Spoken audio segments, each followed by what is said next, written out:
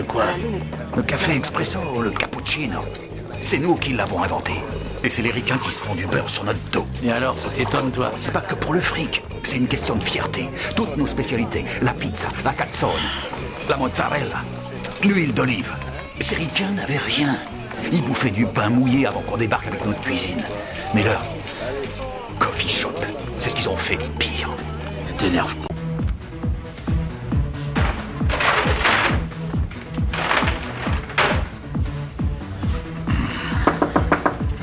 Qu'est-ce que c'est? Amana dans votre Framishton. Et qui ça? Framish, Geoschnagel.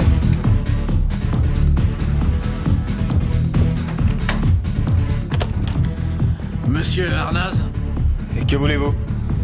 vous n'auriez pas vu la Saturne d'un prof dans les environs? Viens ici! Personne d'autre à la maison? Eddie, je suis prêt! Si. Apparemment, la petite sœur est là. Les gens de la navette de l'aéroport sont toujours en retard! Oh! Ah!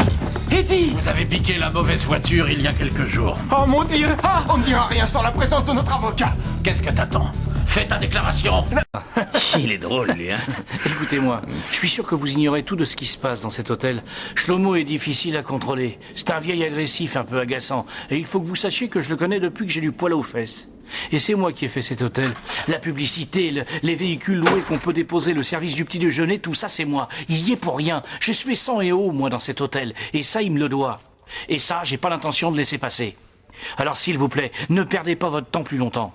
Et veuillez partir. Je perds pas mon temps, moi. Tu perds le tien, toi? Écoute-moi bien, espèce de petite ordure. Tu vas te manier de faire ce que te demande Shlomo et laisser tomber l'idée des 50%. Tu n'auras absolument rien de cet hôtel, compris? Rien du tout, tu m'entends? Rien! Allez vous faire foutre! Bupcus! Dis Bupcus, poli. Quoi? Chez eux, ça veut dire rien. Tu parles? Moi, c'est comme ça que je dis rien! Tu comprends ce que ça veut dire? Je cherche l'entraîneur Hauser. Oui, c'est moi. Iti, viens ici. J'ai un petit quelque chose de la part de vos amis du Badabing Club. Un poste tout neuf, tout équipé stéréo.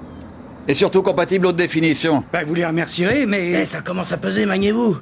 Si c'est au sujet de Rhode Island, dites à vos amis que c'est une affaire à qui j'ai déjà signé. La raison, je la connais pas. Mais le poste de télé reste ici. Posez ça là.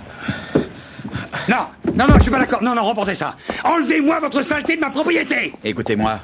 Vous n'avez pas bien compris, je crois. Oh, si, je crois même que j'ai trop bien compris. Vous direz à vos amis que je sais absolument tout sur eux. Eh ben, si c'est le cas, vous ferez ce qu'ils demandent. Ah, c'est une menace. C'est fou ce que les choses changent vite. Je vais vous dire un truc, Guido. Je m'appelle Clarence. J'ai des amis dans le milieu de la police et ils diraient que ce que vous faites, c'est du chantage. On y va? Vous direz à toutes ces ordures que Don Hauser ne se laisse pas intimider. Jamais on ne m'a menacé, ni acheté. Je suis toujours allé où je voulais et quand j'en avais envie. Hey! Pense tout droit. Tout droit jusqu'à la porte. Un peu à gauche et vers moi. Oui, ça va. Ouvre la porte. Tu fais un seul geste et tu vas bouffer les pissenlits par la racine comme Pablo Escobar, d'accord? Tout ça, c'est un message qu'on transmet à tes potes. Ne vous approchez pas de Port Newark. N'essayez même pas de vous rendre à Jersey. Et encore moins le dimanche. D'accord. Tout bien réfléchi? Ça va aller. Ils devraient comprendre. Oh.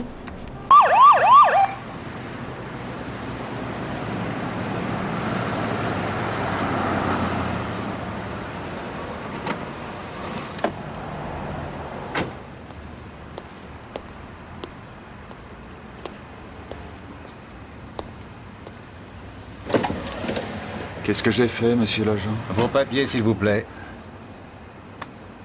Et vous accepterez bien ça à la place? Je porte un gilet pare-balles. Ah oui? Dans ce cas, je vise la braguette. Oh là! Viens manger! Je me lave les mains. Tu viens de te laver les mains?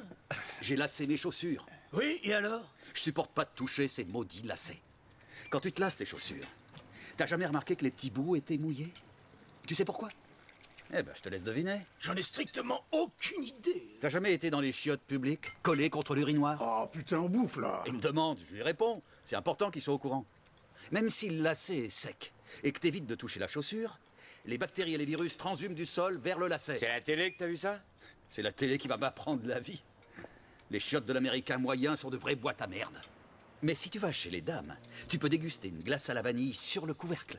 Ouais, il y a des exceptions. Mais chez les mecs, alors ça, ils pissent partout autour de la cuvette.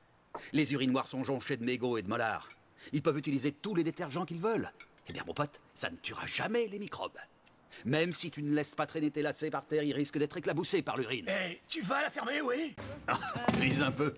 On dirait une pub pour un centre d'amaigrissement merdique. Avant, et ensuite avant. J'ai jamais vu un casse-couille pareil.